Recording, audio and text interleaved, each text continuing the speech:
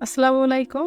আশা করছি যে যেখান থেকে ভিডিওটা দেখছেন সকলেই আল্লাহর রহমতে ভালো আছেন। আমি একটা চিড়া দিয়ে একটা কাবাব তৈরি করে দেখাবো।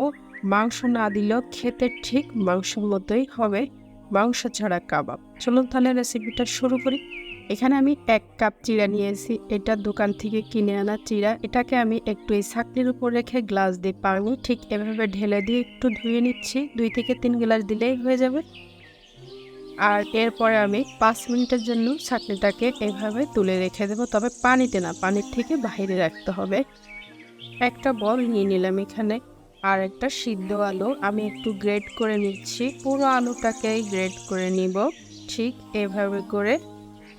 এখানে হাফ কাপ পেঁয়াজ কুচি, মিহি কুচি করা পেঁয়াজ দিয়ে দিলাম, আর ২ টেবিল চামচ মটরশুঁটি, এটা ফ্রোজেন মটরশুঁটি, আর ২ টেবিল চামচ গাজর কুচি, এটাও ফ্রোজেন, হাফ টেবিল চামচ ক্যাপসিকাম, ইয়েলো ক্যাপসিকাম, আর হাফ চা চামচ চাট মশলা, হাফ টেবিল চামচ সাদা গোলমরিচের গুঁড়ো, আর হাফ চা চামচ চিলি ফ্লেক্স।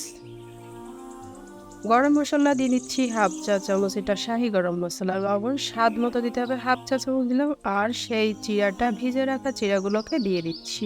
একটা ডিম দিয়ে ভালো করে একটু মাখিয়ে নিচ্ছি। মাখার পরে ৫ মিনিটের জন্য আমি একটু ঢাকনা দিয়ে রেখে দিব। ৫ মিনিটের জন্য ঢাকনা দিয়ে রেখে দিলাম। ৫ মিনিট পরে আমি ঢাকনাটাকে খুলে হাতে একটু তেল মেখে নিচ্ছি, শেপটা দিতে সহজ হয় তার জন্য। এখন হাতে পরিমাণ মতো নিয়ে নিচ্ছি আমি কাবাবটা গড়ার জন্য। এখানে একটা ছোট বাটির মতো তৈরি করে নিতে হবে। দিয়ে দিচ্ছি মাঝখানে একটু চিজ, আপনি যে কোনো চিজ ব্যবহার করতে পারেন। এভাবে ফোল্ড করে মুড়ে নিয়ে একটু চেপে চেপে শেপ করে নিতে হবে।